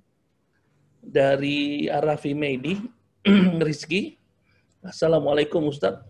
Syukron atas ilmunya, jazakallah khair. Mau bertanya, Ustadz, agama Islam dan agama Nasrani sama-sama diturunkan oleh Allah. Namun agama Nasrani dan juga kitab mereka, Injil, sudah banyak dirubah oleh pengikutnya. Sebenarnya apa saja perbedaan yang sifatnya sangat prinsipil ya, antara Islam dan Nasrani? Lalu apa saja yang dirubah dalam Injil oleh para pengikut Nasrani? Syukran. Sebetulnya ini ada pemahaman yang salah, yang mengatakan bahwa Nasrani diturunkan oleh Allah Subhanahu wa taala. Tadi di kajian telah saya sampaikan bahwa Allah Subhanahu wa taala tidaklah menurunkan agama kecuali agama Islam. Allah berfirman di dalam surat Ali Imran ayat 19, "Inna ad-dina 'indallahil Islam." Sesungguhnya agama yang ada di sisi Allah hanya Islam. Allah Subhanahu wa taala juga berfirman di dalam surat Ali Imran ayat 85, "Wa may yabtaghi ghairal islami dinan falan yuqbala minhu wa huwa fil akhirati minal khasirin." Barang siapa yang mencari agama selain Islam tidak akan diterima oleh Allah dan di akhirat dia termasuk orang yang merugi. Maka demikian pula orang-orang Nasrani, ketika Anda bertanya kepada mereka, ya, Anda bertanya kepada orang-orang Kristen, "Maaf, saya boleh bertanya, agama Yesus apa ya?" Ya, misalnya Anda bertanya kepada mereka, mereka akan dengan serta-merta akan mengatakan Kristen. Kemudian tanyakan kepada mereka, tolong tunjukkan kepada saya satu saja ayat di dalam Perjanjian Baru, ya, entah itu di Injil Matius, Markus, Lukas, Yohanes misalnya, tolong tunjukkan saja satu ayat yang menyatakan bahwa Yesus datang dengan membawa agama Kristen. Tidak ada. Tidak ada. Ya. Kemudian apakah perbedaan agama antara Islam dan Kristen ini tidak prinsipal? Juga salah. Bahwa perbedaan antara Islam dan Kristen sangat prinsipal. Yang paling mendasar tauhid. Ya. Kita beribadah kepada Allah Subhanahu wa taala satu-satunya, Allahu Ahad. Allah satu-satunya yang Maha Esa. Sedangkan mereka menyembah siapa? Laqad kafara alladziina qalu innallaha huwal masih ibnu Maryam. Sungguh telah kafirlah orang yang mengatakan bahwa Allah adalah Al-Masih putra Maryam. Mereka meyakini Isa Al-Masih sebagai salah satu jelmaan Tuhan, ya, salah satu oknum dari oknum Trinitas. Laqad kafara alladziina qalu innallaha tsalitsu tsalatsah. Telah kafirlah mereka yang mengatakan bahwa Allah Subhanahu wa taala adalah salah satu dari oknum Trinitas. Ya, telah ditegaskan oleh Allah Subhanahu wa taala di dalam ayat-ayat Al-Qur'an yang menunjukkan bagaimana mereka mengklaim adanya anak bagi Tuhan, ya. Entah itu mereka seringkali berkelit dengan ini anak biologis, anak rohani, dan yang lain sebagainya. Ini hanyalah istilah-istilah filsafat untuk berkelit dari itu semuanya. Dan subhanallah, asumsi yang seperti itu sama sekali, ya, untuk melihat bahwa sebagian orang Nasrani beranggapan bahwa Nabi Muhammad SAW itu mengadopsi sebagian dari ajaran Alkitab. Tapi kita tanya, bagaimana bisa Nabi SAW mengadopsi suatu ajaran, tapi apa yang Nabi Rasulullah SAW tawarkan, ya, kemurnian Islam ini jauh lebih baik, lebih sempurna, ya, tidak ada cacatnya, berbeda dengan apa yang ada di dalam agama Nasrani. Bagaimana bisa yang tiruan bisa lebih baik daripada aslinya? Ini menjawab asumsi sebagian orang-orang misionaris atau orientalis kafir terkait dengan hal ini. Jadi perbedaan yang sangat prinsipal diantaranya bahwa keyakinan mereka bahwa Nabi Muhammad SAW bukanlah Nabi utusan Allah. Ini sangat prinsipal sekali, ya, karena Nabi Muhammad SAW adalah utusan Allah, estafet dari nabi-nabi sebelumnya. Di antaranya adalah Nabiullah Isa alaihissalam, Nabi penerus para nabi dan para rasul, Nabi kita Muhammad SAW. Maka Nabi SAW mengajarkan kepada kita untuk beriman kepada seluruh nabi-nabi yang lainnya. Sedangkan orang Nasrani, apakah mereka mau beriman kepada Nabi Muhammad SAW? Tidak. Ya, maka Nabi SAW telah menegaskan, "Ma yasma'u bi min hadhihi al-ummah yahudiyyun wala nasraniyyun wa lam yu'min bima ursiltu bihi illa min ahlin nar."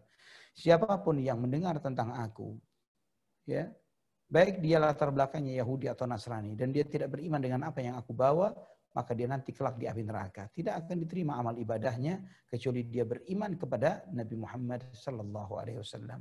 Di antara perbedaan prinsipal yang lainnya adalah di dalam kitab suci.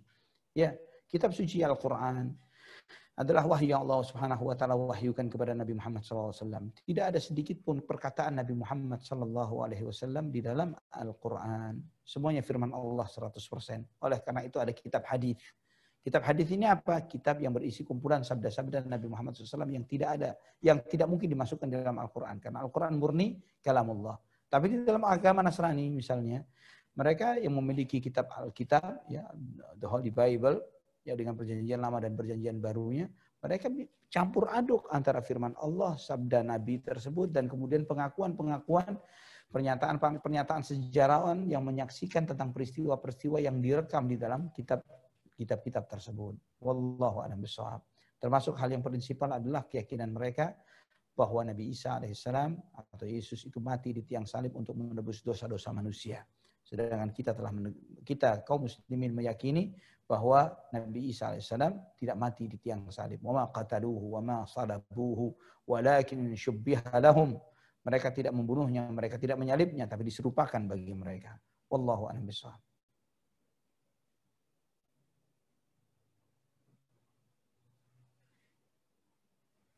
Ada lagi pertanyaan yang lain?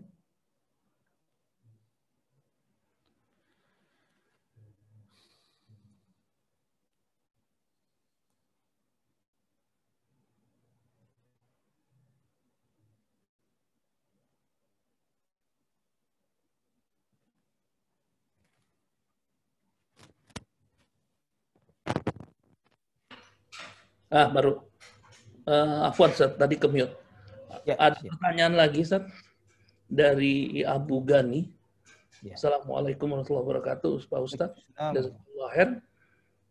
Izin bertanya, apakah kita dapat merasakan jika kita sudah benar beriman kepada Allah?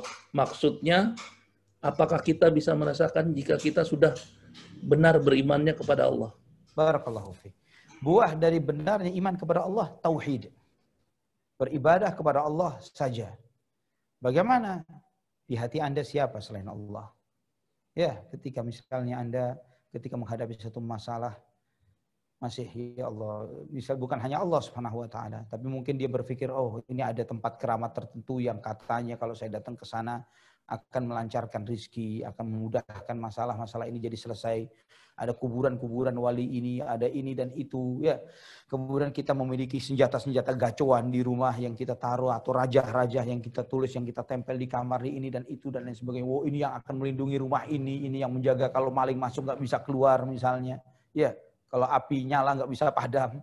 Ya, hal-hal yang nyeleneh yang muncul di kalangan masyarakat dengan keyakinan-keyakinan syirik ini, jika di dalam hati Anda masih banyak cabang-cabang selain Allah di dalam memberikan manfaat dan melindungi kita dari hal-hal yang bahaya dan madarat, maka di saat itu Anda belum beriman kepada Allah Subhanahu wa taala. Jika iman Anda benar, maka Anda di dalam hati Anda hanya satu tujuan, Allah saja. Di dalam ibadah, di dalam melangkah, sebagaimana ikrar kita di dalam salat kita, ya sebagian kita membaca doa istiftah, inna salati wa nusuki wa mahyaya wa mamati lillahi rabbil alamin la syarika lahu wa bidzalika umirtu wa ana awwalul muslimin.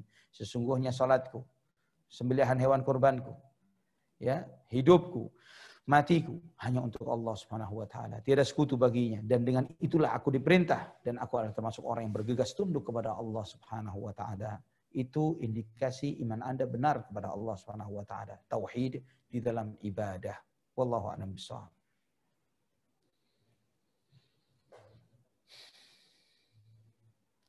Di unmute lagi? Masih di mute suara antum? Masih mute? Ya udah Ustaz. Ustaz, dipersilakan teman-teman, ada yang mau bertanya langsung ke Ustaz sebelum saya bacakan. Ada satu nih Ustaz, tapi cukup panjang. Masya Allah. Kaitannya urusan rumah tangga nih. Begitu. Tapi kita kasih teman-teman dulu Ustaz sebelum saya bacakan yang ini. Baik, baik. Silakan teman-teman sekalian yang ingin bertanya langsung ke Ustaz.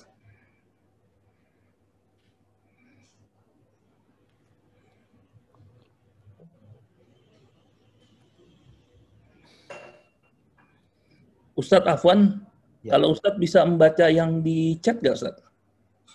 Yang sebelah mana? Coba diturunkan. Sebelah kanan yang dari Ibu Dara Ustadz. Ibu Dara. Habib Ahmad malu tuh baca aja tuh Ustadz. Gitu ya? Biar Ustadz langsung baca. Seorang yang sudah mengaji tapi masih melihat gambar-gambar porno di sosmed. Bagaimana imannya? Saya sudah memberi nasihat secara baik kepada suami. Alhamdulillah suami menerima dan berjanji, tapi pas saya lihat HP-nya lagi, dia melakukannya lagi. Jadi saya sebagai istri merasa tidak sempurna, sedih Ustaz, karena saya ingin sesurga dengannya. Jika suami tidak dapat menjaga matanya, lalu bagaimana dia ingin membangun rumah di surga, Ustaz? Mohon jawabannya Ustaz, apa yang harus saya lakukan selain mendoakannya? Sempat saya ngomong ke suami karena nafsu, habis lihat porno jadi gak murni nafsu karena istri, dan suami jawab enggak lah, nafsu karena kamu. Baik. Nah, ikhwatal iman rahimani wa rahimakumullah. setiap manusia diuji oleh Allah Subhanahu wa taala, ya. Setiap kita ini pasti menghadapi godaan dari godaan-godaan syaitan. Dan jangan dikira setelah dia memeluk dinul Islam, kemudian godaan itu semakin rendah. Tidak, tapi intensitas godaan akan semakin kuat dan tinggi. Dua jaring setan yang paling dominan adalah syahwat dan syubhat. Ya, dua jaring setan yang paling tinggi, syahwat, ajakan syahwat, ajakan yang kedua syubhat. Syahwat ini membuat seseorang memperturutkan hawa nafsunya yang haram. Ya.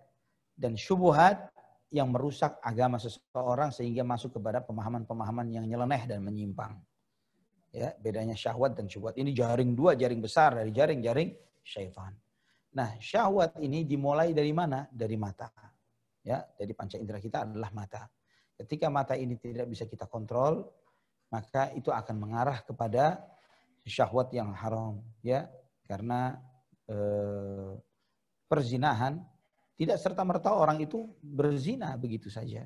Tapi misalnya diawali dari penglihatan, ya, saling melihat, saling senyum, saling sapa, saling salam, saling perjanjian untuk pengen ketemu. Ya, kemudian terjadilah perbuatan zina tersebut. Jadi diawali dari apa? Dari penglihatan. Maka para ulama menasihati, menyampaikan bahwa penglihatan itulah salah satu panah-panah syaitan. Sahmun min sihami iblis. Panah-panah iblis. Jika kita tidak pandai menahan anak-anak panah iblis ini, yaitu pandangan kita, bukan kita untung, kitanya yang rugi. Ya, bukan kita malah mendapatkan faedah atau manfaat, kitanya yang merugi. Di antara kerugian terbesar dan instan dari melihat kepada yang haram adalah tidak nikmatnya yang halal. Ya, ketika seseorang suka melihat kepada gambar-gambar yang haram, yang porno seperti itu, maka dia tidak memiliki hasrat lagi terhadap pasangannya. Ya, dan kemudian dia mulai mempermasalahkan, oh ya dia sudah tua, dia sudah gembrot, dia sudah begini, dia sudah begitu dan yang lain sebagainya. Ya, padahal yang salah dirinya, yang tidak pandai menjaga pandangan matanya. Ketika dia tidak pandai menjaga pandangan matanya, maka dicabutlah keberkahan dari yang halal. Ya, dari yang halal hilang keberkahan. Kemudian termunculkan di dalam hatinya apa? Keinginan untuk yang haram. Wal'iyadzubillah. Malah yang haram yang dia cari. Na'udzubillah. Nah, jadi nasihat anak kepada suami Anda, kepada diri Anda sendiri, kepada suami Anda, kepada kita semuanya, ikhwatal iman, bahwa kita harus pandai-pandai melihat bujuk rayu syaitan ini. Dan ingat bahwa seseorang ketika terjerumus dalam sebuah dosa, setan tidak akan puas dia berhenti sampai di situ saja. Dia akan terus menarik kepada dosa yang lebih berat, dosa yang lebih berat, dosa yang lebih berat, sampai dia terjerumus kepada zina. Ya, maka Nabi SAW bersabda ketika menyebutkan bahwa setiap Bani Adam pasti terjerumus ke dalam jatahnya dari perbuatan zina. Ya, pasti terjerumus ke dalam jatahnya di dalam perbuatan zina. Para sahabat, bagaimana kita semua pasti terjerumus dalam zina? Nabi SAW bersabda bahwa kedua mata itu berzina. Zinanya mata apa? Melihat. Kedua telinga itu berzina. Zinanya telinga apa? Mendengar. Ya, demikianlah lisan itu berzina dengan mengucap. Ya, dan kemudian tangan dan kaki melangkah. Ya, kemudian hati berangan-angan, berkeinginan untuk melakukan perzinahan itu. Dan kemudian kemaluanlah yang menyetujui. Artinya yang memastikan apakah itu terjadi atau tidak. Wal'iyadzubillah.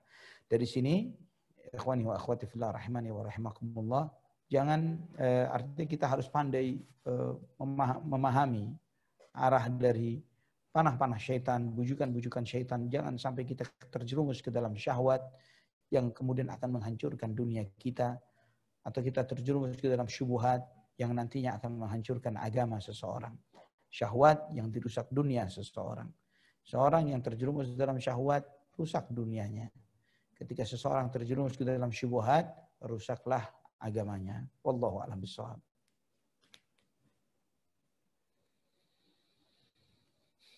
Ya. Oke. Jazakallah khair, Ustaz. Kalau teman-teman ada yang mau bertanya langsung, dipersilakan. Sebelum saya bacakan, ada 2 pertanyaan yang sudah di chat. Saya bacakan, Ustaz, ya. Ustaz, pertanyaan klasik. Allah menciptakan bumi dihamparkan. Maksudnya ini akan berkaitan dengan keimanan kita bahwa bumi itu datar, lawan bulat. Jazakallah khair Ustaz. Nah, ketika Allah berfirman, alam naj'alil arda mihada, bukankah kami menjadikan bumi ini sebagai hamparan? Hamparan itu untuk kita yang ada di atas permukaan bumi. Bukan berarti bumi itu pipih, hamparan. Ya, karena apa ikhwatal iman? Bahwa Allah Subhanahu wa taala menciptakan bumi, yukawwirul laila wan nahar. Allah membolak-balikkan malam dan siang. Your internet connection is unstable. Jadi Allah Subhanahu yukawwirul laila wan nahar. Allah merubah siang dan malam dengan kata kawwara yukawwiru dalam bahasa Arab kurah, yaitu sesuatu yang sifatnya bola, bulat, ya. Orang yang meyakini bumi itu pipih, ya datar. Dia ini secara tidak langsung menafikan banyak dari hukum aturan Allah Subhanahu wa taala. Ya. Misalnya tentang teori gravitasi misalnya. Ya, kemudian bagaimana kita komunikasi yang sekarang kita terjadi. Antum di rumahnya masing-masing bisa menyimak kajian kita. Bukan hanya yang di Indonesia mungkin, siapa yang ada dari belahan bumi yang lain di Amerika dan yang lain sebagainya bisa mengakses kajian ini dengan live, dengan online seperti ini. Ya, dengan live seperti ini. Nah, ikhwatal iman rahimani wa rahimakumullah. Pertanyaannya, ini semua terjadi karena adanya satelit. Ya, satelit yang meneruskan komunikasi kita saat ini. Jika bumi ini pipih, bagaimana menempatkan satelit itu? Ya. Terus contoh yang lainnya. Masing-masing kita punya GPS. Ya. Coba buka GPS. Kalau misalnya ada orang mengatakan bahwa kita lagi dibohongi oleh NASA, begini, begitu, dan lain sebagainya. GPS yang dipakai oleh seluruh permukaan manusia di muka bumi ini. Jarak ke sini sekian kilo, ke sini sekian kilo, dan kita bisa mengontrol Indonesia, Saudi Arabia, dan lain sebagainya. Ya, dan ini semuanya menunjukkan bahwa bumi itu bulat. Berapa banyak aturan yang berlaku yang ada saat ini, yang sebagian besar adalah hukum-hukum Allah. Walaupun misalnya dikatakan gravitasi hukum Newton misalnya, bukan Newton yang menciptakannya, teori gaya gravitasi ciptaan Allah Subhanahu wa taala. Ya, kemudian dia yang hanya menghitung dan merumuskannya. Tapi ikhwatal iman rahimani wa rahimakumullah, ketika seorang mengatakan bahwa bumi ini datar, ya, bagaimana hukum-hukum ini berlaku? Ya, bagaimana Allah Subhanahu, dan juga bagaimana bisa dari sekian ribu, mungkin anggap ribu deh, kita kecilkan jumlahnya, pakar-pakar ahli perbintangan, antariksa, alam semesta ini, mereka bisa seamin, seia, sekata, sepakat semuanya untuk menipu kita. Dari negeri yang berbeda-beda, dari latar belakang yang berbeda-beda, dari latar belakang agama yang berbeda-beda, keyakinan yang berbeda-beda, sumber ilmu dan sumber negara yang berbeda-beda. Tidak ada satupun dari mereka kemudian muncul dengan pendapat nyelenehnya, misalnya, lah ini buktinya pipih, ini buktinya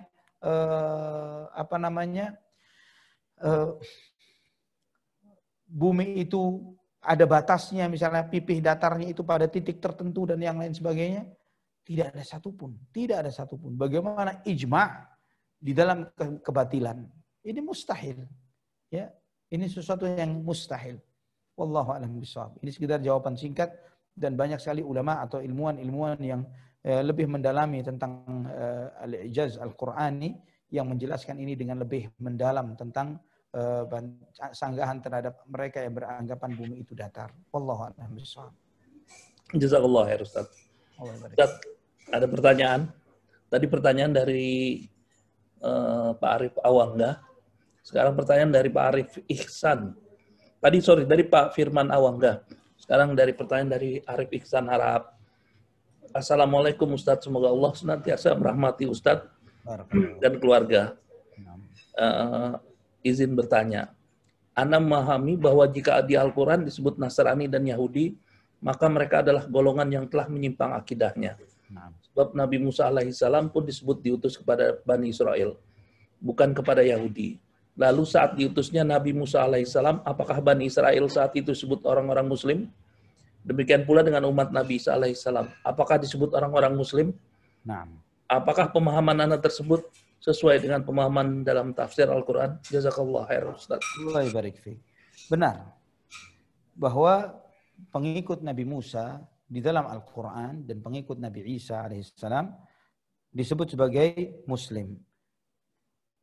Sebagai contoh misalnya saya tunjukkan dalam Al-Quran.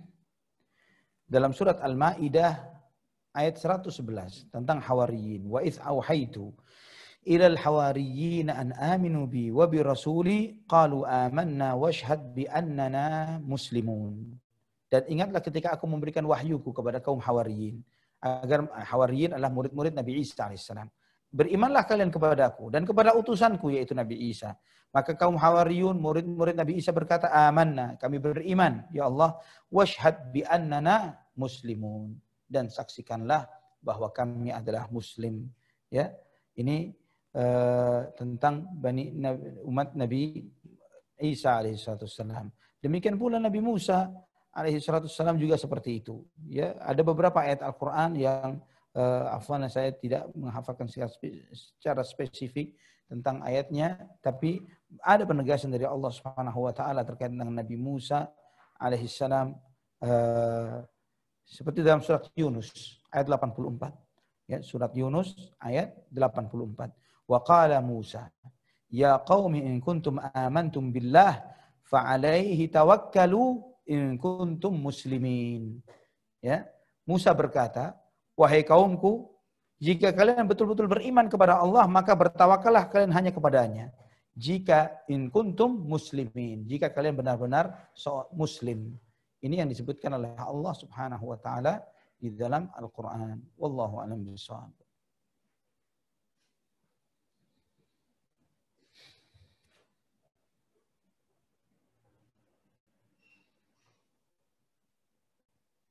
Bisa? Afwan. Ustadz, Anda persilahkan dulu pada teman-teman sekalian yang ingin bertanya langsung pada Ustadz, persilahkan. Dipersilahkan yang ingin bertanya langsung. Ustadz, Anda bertanya deh Ustadz, langsung. Kaitan dengan kita beriman yang benar kepada Allah, dikaitkan dengan rezeki. Apakah ada hubungannya Ustadz?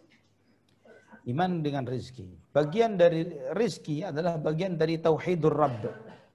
Bagian dari tauhid ar-Rabb yang tadi kita bahas pada poin yang kedua dari iman kepada Allah Subhanahu wa taala. Karena meyakini Allah yang mencipta, Allah yang mengatur dan memiliki alam semesta. Di antara konsekuensi mengatur adalah memberi rezeki. Ya rezeki wa ma min dabbatin illa 'ala Allahi rizquha. Apapun yang melata di muka bumi, Allah Subhanahu wa taala yang telah mengatur rezekinya. Ya, rezeki ini telah diatur, rezeki ini telah dibagi oleh Allah Subhanahu wa taala. Ya, dan telah ditetapkan oleh Allah Subhanahu wa taala. Ini bagian dari iman. Dan sebagian kita ikhwatal iman menyadari akan hal itu. Kita paham bahwa rezeki ini telah diatur dan ditentukan oleh Allah Subhanahu wa taala. Allah yang mengatur dan menentukannya. Ini bagian dari iman kepada Allah, terutama dalam tauhid ar-Rabb tadi yang telah kita bahas. Iman bahwa Allah satu-satunya Rabb. Ya. Nah, kaitan misalnya kuantitas rizki dengan iman, apakah selalu identik dan sama? Tidak. Ya, karena kehidupan dunia ini ujian. Yang Allah Subhanahu wa taala menguji manusia ini dengan ujian itu diantaranya adalah kekayaan dan kemiskinan. Itulah ujian. Ada yang diuji dengan kekayaan, ada yang diuji dengan kemiskinan. Masing-masing diuji. Bukan berarti bahwa ketika kaya artinya disayang, ketika miskin artinya Allah tidak sayang kepadanya. Karena hidup di dunia adalah ujian. Di antaranya Allah menguji kita. Fa'amal insan idza mabtalahu rabbuhu fa'akramahu wa na'amahu fayaqulu rabbi akraman. Wa amma idza mabtalahu faqadara alaihi rizqahu fayaqulu rabbi ahanan. Kalla. Ya, Allah Subhanahu wa taala telah menegaskan adapun manusia ketika diuji oleh Tuhannya, dimuliakan, diberi rezeki, diberi nikmat, mereka mengatakan Allah sedang memuliakanku, sedang menyayangiku. Namun ketika diuji oleh Allah Subhanahu wa taala disempitkan rezekinya, dia mengatakan Allah sedang menghinakan diriku. Tidak seperti itu. Kaya, miskin, tua, muda, sehat, sakit adalah ujian yang Allah Subhanahu wa taala ujikan bagi setiap manusia. Wallahu a'lam bishawab.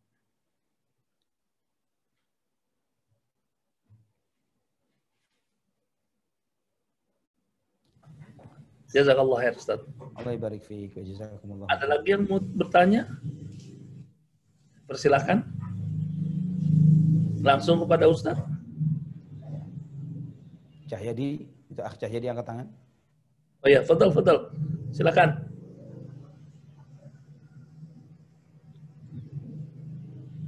Ke-mute gak? Enggak. Di unmute dulu. Oke. Assalamualaikum Ustaz. Assalamualaikum Ustaz. Waalaikumsalam warahmatullahi wabarakatuh. Terima kasih Ustaz. Iman kepada Allah, bagian dari iman kepada Allah ya sehari-hari yang kita adalah kita jalanin rukun Islam. Salah satunya adalah mendirikan sholat.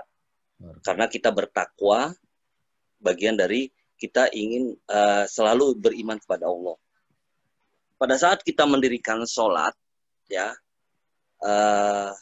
dituntut kekhusyukan hati kita untuk sholat itu sendiri. Jadi kita tidak hanya mengerjakan sholat, hanya kita mendirikan sholat itu sendiri. Dari kecil saya diajarin orang tua cara biar khusyuk. Contohnya pada saat baca pengucapan Al-Fatihah dari mulut, coba hati kita berupaya untuk mengingat artinya. Namun, ya godaan-godaan dari setan itu pasti selalu ada ya, Tat. Pasti selalu ada. Ya. Boleh gak kasih kiat-kiat tambahan nih, Tat? Makin kita berupaya untuk khusyuk, selalu aja kadang-kadang sesuatu yang lupa suka teringat. Kadang-kadang di luar sholat kita cari sesuatu nggak ingat, tapi pada saat kita sholat ada aja yang ingat. Ya, balik lagi kita berusaha untuk khusyuk lagi pada saat kita ruku, kita lafazkan dalam mulut Subhana Rabbiyal Azimi wa bihamdi, berusaha untuk hati kita mengingat setidaknya artinya biar kita berupaya untuk khusyuk. Kadang-kadang suka terbersit lagi, otak kita ini ingat segala sesuatu. Mungkin ada tambahan kiat-kiat dari Ustadz ya, biar kita berupaya untuk lebih khusyuk setiap every time kita mau mendirikan sholat ini. Terima kasih. Assalamualaikum warahmatullahi wabarakatuh. Waalaikumsalam warahmatullahi wabarakatuh. Dari apa yang kita alami di dalam sholat kita, kita menyadari bahwa kita tidak sekedar mengerjakan sholat. Bahwa di samping sholat yang kita jalani, seseorang yang berusaha untuk khusyuk di dalam sholatnya, pertempuran antara dirinya dengan syaitan di dalam hatinya, untuk selalu tetap fokus di dalam ibadah sholatnya menunjukkan bahwa dia sedang berjihad. Ya, sedang mujahadah, sedang berjihad. Dan artinya berjihad ini dia akan selalu mendapatkan pertolongan dan pertolongan Allah Subhanahu wa taala, mendapatkan pahala. Maka jangan putus asa di dalam berjihad melawan bisikan-bisikan dan bujukan-bujukan syaitan. Karena itu tidak akan putus, tidak akan berhenti ya sampai nanti kita meninggal dunia. Karena mereka upaya syaitan ini adalah di sana, berusaha untuk mengambil jatah dari sholat kita supaya kita tidak mendapatkan apapun dari ibadah sholat ini kecuali hanya gerakan-gerakan fisik saja. Ya, dan itu mengajarkan kepada kita bahwa jika gerakan-gerakan fisik itu seperti wayang kalau tidak disertai dengan hadirnya hati. Ya, seperti bangkai. Dan di antara kiat yang paling jitu, yang paling kuat di dalam mendatangkan khusyuk dalam ibadah adalah semakin ma'rifah, semakin mengenal Allah Subhanahu wa taala. Seperti kajian kita ini. Walaupun saya mohon maaf bahwa kajian ini saya sampaikan lebih sangat sederhana, lebih sangat singkat ya. Ketika kita memanfaatkan panca indera yang Allah berikan, akal fikiran yang Allah anugerahkan untuk tadabbur, untuk merenung tentang ciptaan Allah, tentang diri kita, tentang alam semesta dan yang lain sebagainya. Terus kita berusaha ke sana. Maka itu akan berbuah kepada pengenalan Allah yang semakin dalam. Akan menghasilkan pengagungan yang semakin kuat di dalam hati kita. Akan membuat kita terus bertasbih di setiap saat dan waktu. Dan pengenalan yang benar ini akan mengarahkan kita untuk ketika kita masuk dalam ibadah sholat kita akan semakin mudah bagi kita untuk khusyuk. Itu di antara buah ma'rifatullah. Di antara kiatnya adalah misalnya kita mempelajari tentang Asmaul Husna, memahami nama demi nama, konsekuensi ibadah dari setiap nama tersebut. Ya, karena setiap nama itu mengandung konsekuensi ibadah. Dan semakin kita mengenal Allah, semakin kita akan mencintainya.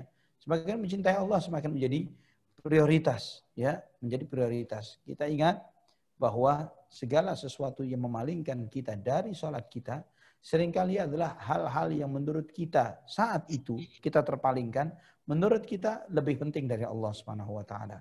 Namun jika kita di dalam hati ini Allah yang maha agung, yang maha besar, hanyalah Allah Subhanahu wa taala, tidak ada yang lebih agung dan besar melebihi Allah Subhanahu wa taala, maka segala bayangan, gangguan, pikiran yang lewat sejenak itu tidak akan merusak salat kita. Wallahu a'lam bishawab. Ini salah satu kiat sederhana tapi sangat jitu, ya. Sebagaimana pada pembahasan sebelumnya saya pernah singgung bahwa ada sebuah buku yang ditulis oleh salah seorang ulama Islam yang bernama Syekh Sa'id bin Wahab Al-Qahtani. Beliau menulis buku judulnya Khusyuk dalam Salat. Ya, Sa'id Al-Qahtani menulis sebuah buku judulnya Khusyuk dalam Salat. Dan insya Allah saya tidak tahu apakah sudah diterjemahkan atau belum. Dan jika sudah diterjemahkan, ini termasuk buku yang cukup bagus sekali untuk membahas tentang bagaimana kekhusyuan di dalam salat. Wallahu a'lam bishawab.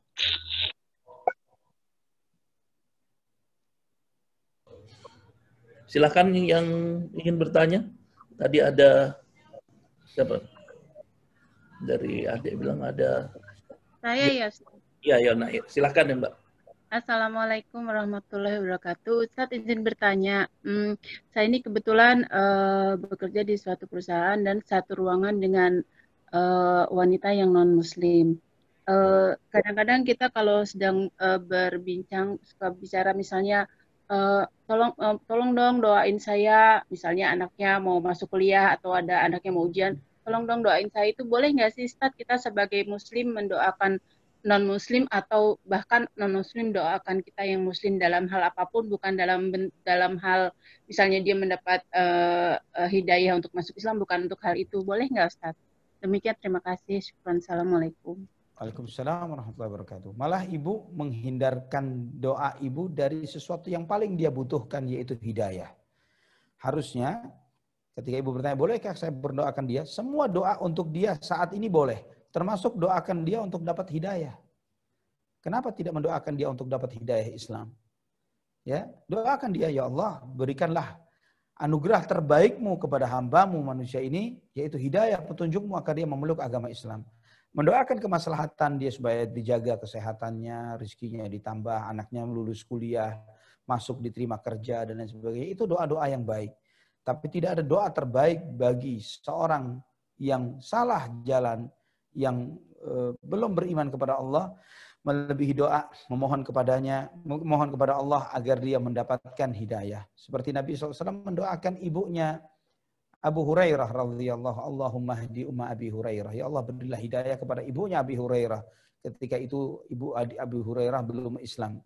Kemudian ketika Abu Hurairah pulang dari majelis Nabi SAW, ternyata dia alhamdulillah sudah mendapati ibunya memeluk agama Islam. Alhamdulillah. Jadi doakan dia dengan segala kebaikan, terutama doakan untuk mendapatkan hidayah. Itu saat ini yang paling dia butuhkan melebihi apapun itu. Termasuk anaknya lulus ujian dan yang lainnya. Hidayah jauh lebih dia butuhkan. Dan ketika dia mendapatkan hidayah ini, dan nanti dia pulang kepada Allah Subhanahu wa ta'ala dengan membawa hidayah Islam dan iman ini, maka dia akan berterima kasih kepada ibu jauh lebih besar ketimbang dia berterima kasihnya karena ibu mendoakannya lulus ujian anaknya atau yang lainnya. Wallahu a'lam bishawab.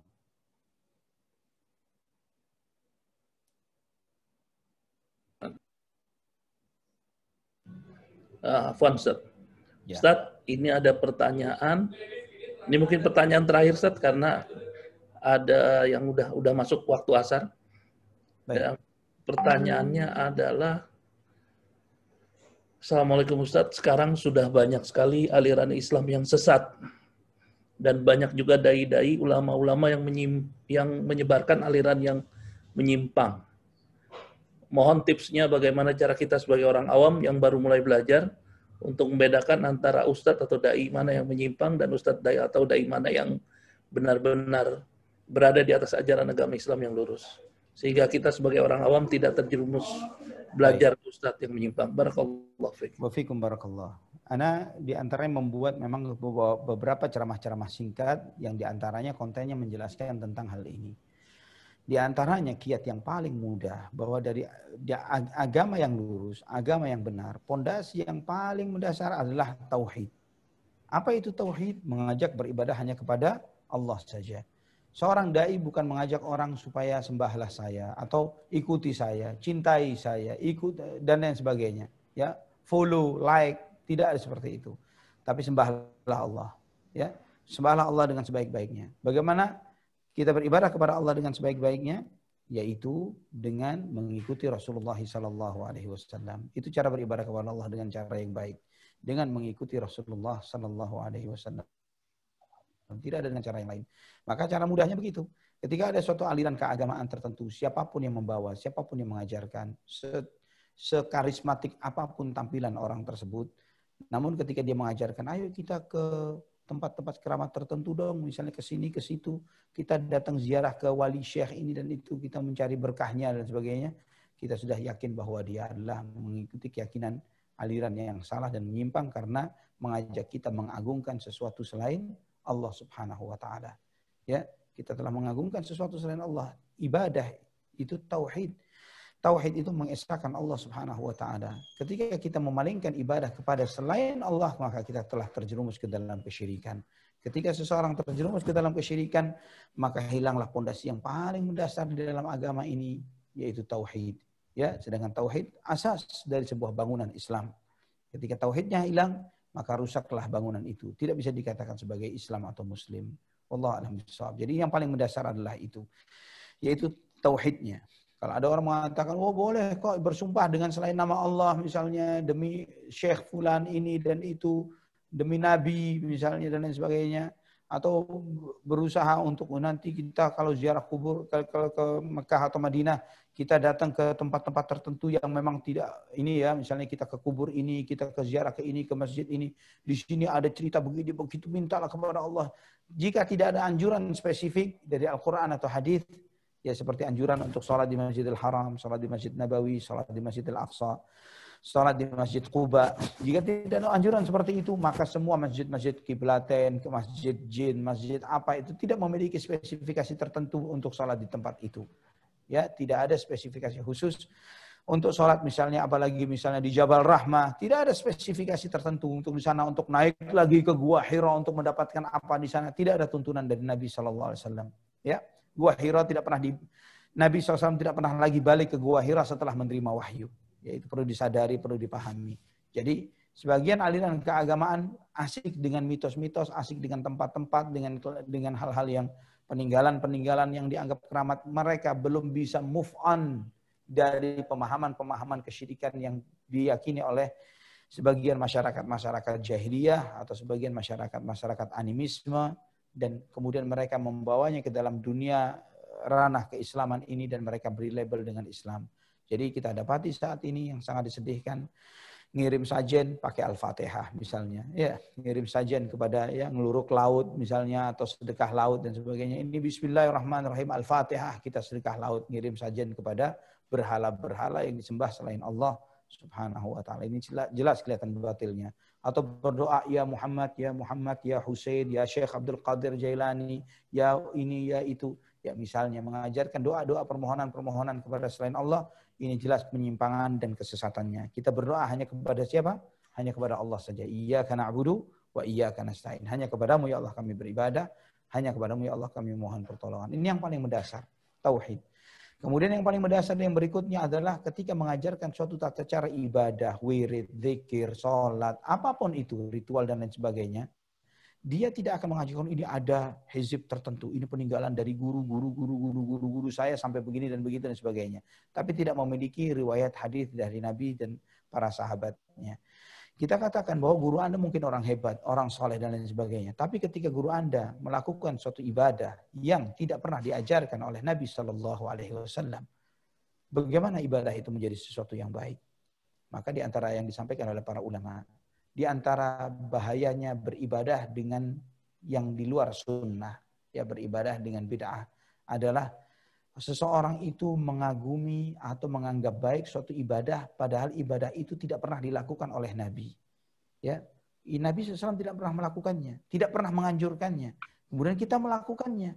Seperti sebagian orang zikir Asmaul Husna ribuan kali. Ya Latif, ya Latif, ya Latif, ya Rahman, ya Ali, dan sebagainya. Ya, yang seperti itu tidak ada tuntunan dari Nabi. Dia menganggap itu sebagai sesuatu yang baik. Kita tanya, bagaimana Anda menganggap sesuatu itu baik padahal Nabi SAW tidak tahu jika itu baik. Nabi SAW tidak pernah mengajarkannya.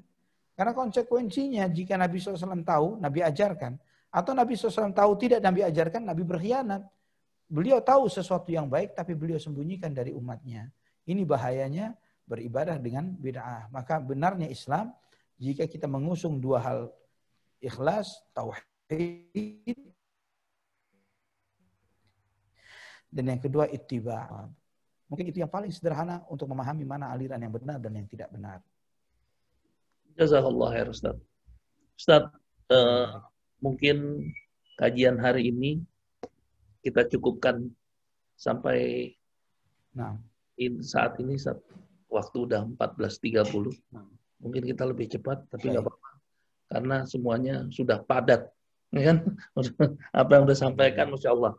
Ustaz. Nah, insya Allah berguna untuk kita semua. Sebelum menutup, mari kita baca doa kafaratul majelis. Subhanakallahumma bihamdika asyhadu an la ilaha illa anta astaghfiruka wa atubu ilaik. Assalamualaikum warahmatullahi wabarakatuh. Waalaikumsalam warahmatullahi wabarakatuh. Jazakumullah khair. Jazakallah khair.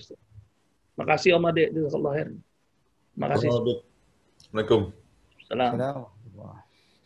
Makasih Ustaz, jazakallah khair Ustaz. Terima kasih Pak Ustaz. Sama-sama, barakallahu fikum.